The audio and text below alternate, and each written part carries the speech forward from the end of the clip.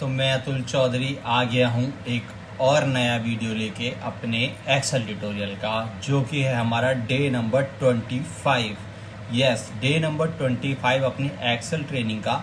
और इसके अंदर जो मैं वीडियो लाया हूँ, इसके अंदर मैं आपके लिए लेके आया हूँ राउंड 6.5, जो मैंने अपने पिछले वीडियो में बताया था। हाँ, पिछले वीडियो में एक छोटी सी मिस्टेक हो गई थी मेरे से, जहाँ पर मैंने आपको शीट के अंदर राउंड 5 लिखा हुआ है, वो 6 है। बाकी मैंने आपको 6 ही का सारी चीज़ें कराई है, लेकिन वहाँ पर लिखा हुआ राउंड 5 है, लेकिन वो एक्चुअली राउंड 6 की शीट है। और शीट आपको जो डिस्क्रिप्शन में मिलेगी वो भी राउंड 6 की ही है। आज मैं जो आपके लिए लेके आया हूँ 6.5, जिसमें मैं आपको इफ के साथ और एंड का कंबाइंड यूज बताऊंगा, यानी एक तरह से नेस्टेड फार्मूला बताऊंगा। इसको नेस्टेड इफ तो नहीं कहेंगे, लेकिन नेस्टेड फार्मूला कहेंगे। ये नेस्टेड फार्मूला मैं आप लोगों के लिए क्या है, जिसमें मैं एंड और का यूज करके, वीडियो बहुत छोटा सा रहेगा आप लोगों के लिए, लेकिन इसमें आपको कंबाइंड यूज करना आ जाएगा। इफ और को इनसाइड में कैसे यूज करते हैं। तो ज़्यादा टाइम नहीं लूंगा आप लोगों का, सीधा चलते कंप्यूटर की स्क्रीन पर शुरू करते हैं अपना वीडियो। उससे पहले अगर आप चैनल पर नए हैं तो सब्सक्राइब जरूर करिए, लाइक करिए और शेयर करिए। चलते हैं कंप्यूटर की स्क्रीन पे। तो आ गए हैं हम अपनी कंप्यूटर की स्क्रीन पे। तो जैसा कि मैंने आपको बताया कि आज मैं आपको जो सिखाऊंगा, जैसा मैंने लास्ट वीडियो में आपको बोला था कि मैं आपको 6.5 का एक वीडियो बनाऊंगा, जिसमें मैं आपको इफ़ एंड वगैरह की कंडीशन बताऊंगा। तो सेम वही यहाँ पर आपको एंड, इफ़ और यही 3 फॉर्मूले हम इस वीडियो में करने वाले हैं। छोटा वीडियो रहेगा, इसमें मैंने आपको ऑलरेडी यहाँ पर डिस्क्रिप्शन में पिछली वीडियो में भी दे ही चुका था आपको। सेम मैंने यहाँ पर सिर्फ 3 फार्मूलों की दिया है आपको। और उसके अलावा एंड की कंडीशन एक बार मैं फिर से थोड़ी सी आपको दोहरा देता हूँ कि सेम, अगर ट्रू ट्रू है तो ट्रू आएगा, बाकी उसके अलावा हर केस में फॉल्स आने वाला है एंड में। चाहे ट्रू फॉल्स हो, ट्रू फॉल्स ट्रू हो, या फॉल्स फॉल्स हो, हर केस में आपका जो आने वाला है यहाँ पर फॉल्स आएगा। सिर्फ ट्रू ट्रू के केस में ट्रू आएगा। यानी आपका अगर एक आर्ग्यूमेंट है यहाँ पर, अगर एक आर्ग्यूमेंट भी आपका ट्रू नहीं है, यहाँ पर देख रहे हैं आप इसके return true if all argument true otherwise false, यानी अगर एक भी आर्गूमेंट आपका ट्रू नहीं है तो आपका आंसर फॉल्स आने वाला है।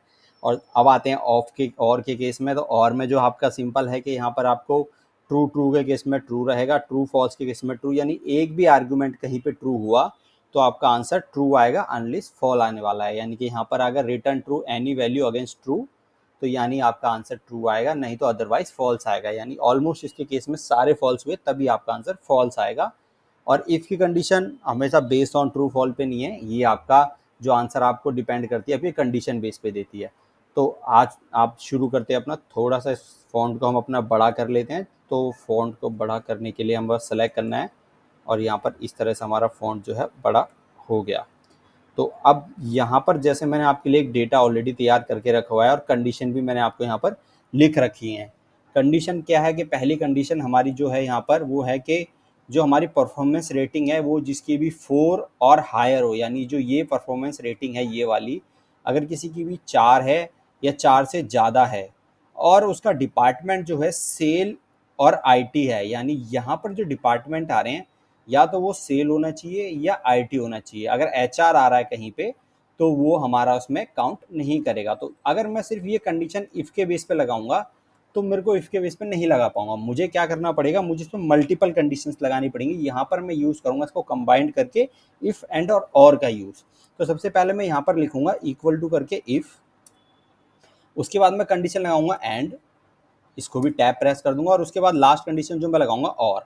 तो हमेशा क्या होता है कि सबसे पहले जो सबसे अंदर की कंडीशन है वो वर्क करती है। तो यहाँ पर जो सबसे पहले काम करेगा वो आपके लिए और की वैल्यू करेगी। तो और क्या है, अब यहाँ पर मुझे चाहिए क्या, यहाँ पर मुझे चाहिए कि सबसे पहले डिपार्टमेंट मुझे कंफर्म कर लेने हैं, यानी कि मेरे को कौन कौन से डिपार्टमेंट होने चाहिए। तो मैंने यहाँ पर इस डिपार्टमेंट को सेलेक्ट किया। उसके बाद मैंने कह दिया इक्वल टू, अगर ये SALES, यहाँ पर जो स्पेलिंग है वही रखनी है हमें, मैंने सेल्स लिख दिया। और इसके अलावा कोई और कंडीशन है, यानी मेरी जो दूसरी कंडीशन है सेम सेल में मुझे सेलेक्ट करना पड़ेगा कि यही सेल के अंदर अगर दूसरी कंडीशन इक्वल टू हो आईटी, मैंने यहाँ पर जाके आईटी लिख दिया, और उसके बाद इस ब्रैकेट को बंद कर दिया। जैसे ही मैंने ब्रैकेट को बंद किया तो आप देख रहे हैं यहाँ पर एंड की कंडीशन ओपन हो गई। यानी पहली और का क्राइटेरिया मैंने दे दिया कि अगर ये और ये है तो क्या होगा, उसके बाद एंड। अब यहाँ पर एंड में आते हैं हम। तो एंड क्या करेगा भाई, एंड की मेरे को एक ही कंडीशन देनी है, और वो क्या देनी है कि ये जो रिक्वायरमेंट परफॉर्मेंस रेटिंग है ये वाली।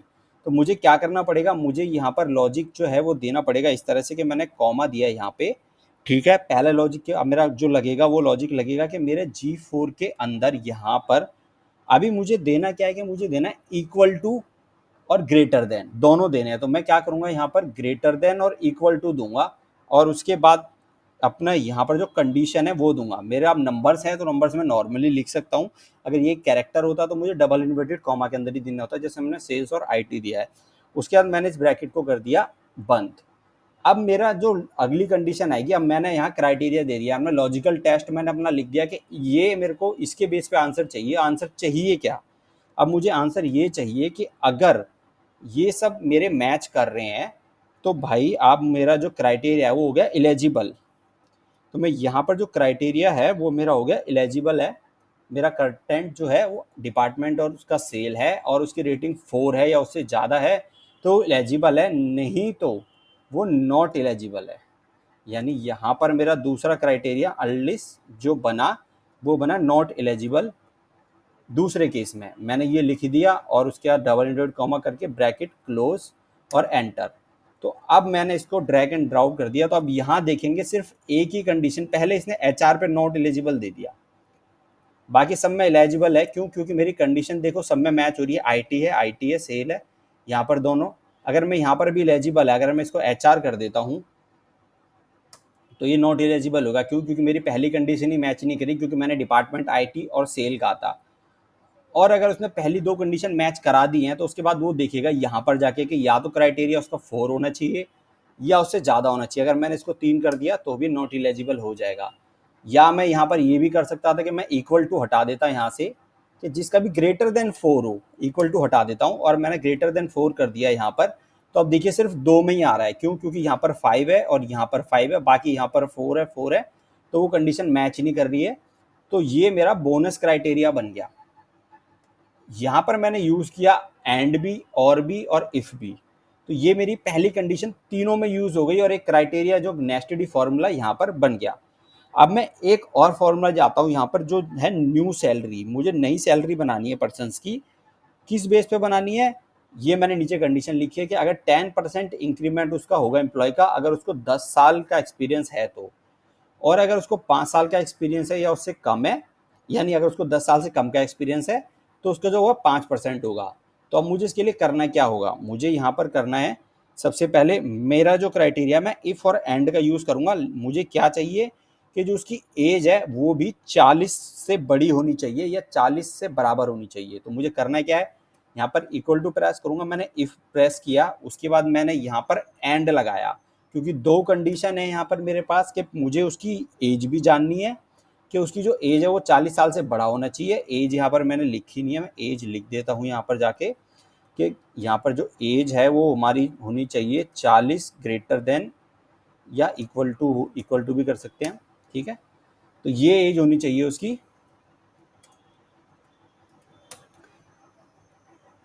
अब हम चलते हैं अपना फॉर्मूले पे वापस, यहाँ पर इक्वल टू इफ प्रेस करेंगे और एंड प्रेस करेंगे हम। और अब उसके बाद मैं सबसे पहले क्या लूँगा, सबसे पहले मैं लूँगा एज, क्योंकि मेरा पहला क्राइटेरिया जो बनेगा वो एज का बनेगा। सैलरी में मुझे इंक्रीमेंट करना है, इसलिए मैं बाद में लूँगा, और मेरी पहली कंडीशन एंड की आ रही है तो इसलिए एंड ही मुझे पहले यूज़ करना पड़ेगा। तो मैंने यहाँ पर एज को सेलेक्ट कर दिया और कह दिया कि जो ग्रेटर देन और इक्वल टू 40 है, सिर्फ ये फॉर्मूला उसी पे काम करे, उसके अलावा किसी और पे काम ही ना करे। तो ये मैंने एंड के साथ इसको कह दिया। अब मैं अपने अगले क्राइटेरिया पे चलता हूँ, ठीक है। या मैंने अगले क्राइटेरिया पे आके कह दिया, अब मैं इसमें एक और कंडीशन भी डाल सकता हूँ कि भाई यहाँ पर जो है वो जो क्या कहते हैं, जो एक्सपीरियंस है मुझे वो भी ना किसी का अगर 10 है या 10 से ज़्यादा है तो ही ले। तो मैं दूसरी क्राइटेरिया भी इसमें एक ऐड कर लेता हूँ, साथ के साथ ही इसमें एंड की मल्टीपल कंडीशन यूज़ हो जाएंगी। तो मैंने दूसरा लॉजिक क्या लगाया कि यहाँ पर जाओ एक्सपीरियंस में, और ये ग्रेटर देन और इक्वल टू 10 हो किसी का। तो अब ये दो कंडीशन चेक करेगा साथ के साथ। यहाँ पे पहली कंडीशन क्या करेगा, एज करेगा कि भाई जिसकी भी एज 40 या उससे ज़्यादा है। तो यानी देखा जाए तो यहाँ पर ये सिर्फ एलेक्स पे काम करेगा और माइकल पे काम करेगा। उसके बाद देखेगा यहाँ पर माइकल में कि एक्सपीरियंस जो है आपका वो एक्सपीरियंस 20 है यहाँ पे, यानी 10 से ज़्यादा है, और यहाँ पर 12 है तो इस पर भी काम करेगा। तो ये पहला क्राइटेरिया मेरा क्लियर हो गया दोनों का। अब मुझे अपना लॉजिक देना है। तो लॉजिक क्या देना है, मुझे क्या देना है कि जब भी भाई ये दोनों क्राइटेरिया मैच होंगे मेरे, तो करना क्या है, करना ये है कि मेरी जो ये यहाँ पर जो सैलरी है ये वाली सैलरी, इसके अंदर आपको 10% का इंक्रीमेंट करना है। तो 10% के लिए मुझे क्या लिखना पड़ेगा, 1.10 लिख देता हूं मैं, तो ये 10% इंक्रीमेंट कर देगा यहाँ पे। नहीं तो मेरे इसी के अंदर बाकी का आप जो है वो 5% इंक्रीमेंट कर दो। मैंने यहाँ पर जाके उसी पर्सन का 5% इंक्रीमेंट कर दिया। तो 5% के लिए मैंने 0.5 लिया, 1.0.5, और 10% के लिए 1.10 लिया, और उसके बाद अब मैंने यहाँ पर ब्रैकेट क्लोज कर दिया, एंटर। तो ये मेरी फाइनल सैलरी बन गई। तो अब आप देखेंगे कि इस पर्सन की सैलरी में जो इंक्रीमेंट हो उससे 5% का है, लेकिन जो मेरे जो क्राइटेरिया बने, एक ये वाला और एक ये, यहाँ पर आप देखेंगे तो सिर्फ इन लोगों की सैलरी में आपको डिफरेंस ज़्यादा नज़र आएगा।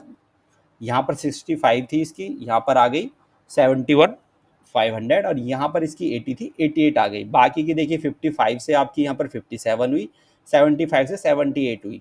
तो यानी कि बस जरा सा डिफरेंस आया है, यहाँ पर 60 से 63 हुई, लेकिन यहाँ 10% या 5%। तो अगर लॉजिकली देखा जाए तो अब हम यहाँ पर देख सकते हैं कि ये 5% इंक्रीमेंट हुआ है इसका, इसका 5, इसका 5, और यहाँ पर हमारा हुआ है 10, और बाकी यहाँ पर हुआ है 5, और यहाँ पर हुआ है 10। तो ये देखिए यहाँ पर इसने क्या किया, मैं एक बार फॉर्मूला आपको दोबारा से ओपन करके दिखा देता हूँ। इसने सबसे पहले एज चेक करी कि भाई इसकी एज जो है वो 40 से ज़्यादा है, नहीं है भाई। तो दूसरा क्राइटेरिया वो चेक ही नहीं कर रहा, क्योंकि एंड की कंडीशन है, दोनों हमें चाहिए, तो उसने चेक ही नहीं किया। कोई मतलब ही नहीं बनता, चेक करेगा लेकिन कोई सेंस नहीं बनता उसका। अब मैं यहाँ पे आता हूँ, यहाँ पर देखिए उसने पहले चेक किया कि एज भाई 40 से ज़्यादा है इसकी, 42, पहले कंडीशन पास। दूसरी कंडीशन में आया कि भाई अब जो ग्रेटर देन और इक्वल टू 10 होना चाहिए, तो यहाँ पे 12 आ रहा है। तो यानी कि उसके बाद फिर इसने यहाँ पर जाके 10% कर दिया। अगर मैं यहाँ पर इसको 9 कर देता हूँ, देखिए सैलरी में डिफरेंस हो जाएगा। ये देखिए यहाँ पर सैलरी में डिफरेंस होगा, क्यों, क्योंकि एक क्राइटेरिया चेंज हो गया, तो उसकी 5% इंक्रीमेंट रह गया। तो ये था इफ एंड और का कंडीशन को आपका नेस्टेड के साथ मैंने कंबाइन करके यूज़ किया। तो ये एक आपको एग्जांपल के तौर पर मैंने आपको बोला था कि आपको एक साथ यूज़ करके बताऊंगा। तो इस तरह से आप और भी चीज़ें बना सकते हैं, मार्कशीट बना सकते हैं, बहुत सारे आपके काम में जो भी आपको समझ आता है कि मैं इसको मल्टीपल बेस पे कंडीशन बना सकता हूँ, तो वो आप यहाँ पर इजीली इफ और एंड का यूज़ करके साथ में बना सकते हैं। तो आज के लिए वीडियो में इतना ही रहेगा। बाकी ये वीडियो का जो शीट का लिंक है आपको डिस्क्रिप्शन में मिल जाएगा शीट के साथ। तो पिछले वीडियो में मैंने आपको जो है सारी आपको लॉजिकल फॉर्मूलेज कराए थे, और आज मैंने आपको कंबाइंड में इफ और एंड का फॉर्मूलेज करा दिए हैं। आप इस वीडियो में हम इतना ही रखेंगे। अब हम मिलेंगे आपको अगले वीडियो में, लेकिन अगर आप चैनल पर नए हैं तो चैनल को सब्सक्राइब करें, वीडियो को लाइक करें, और ज़्यादा से ज़्यादा लोगों को शेयर करें, ताकि ये जो ट्यूटोरियल हम बना रहे हैं एक्सेल ट्यूटोरियल का, या जो हमारे चैनल पे हम और भी वीडियोस डालते हैं, उनका लाभ और लोग भी उठा पाएँ। तो हम मिलेंगे आपसे अगले वीडियो में, जब तक के लिए गुड बाय।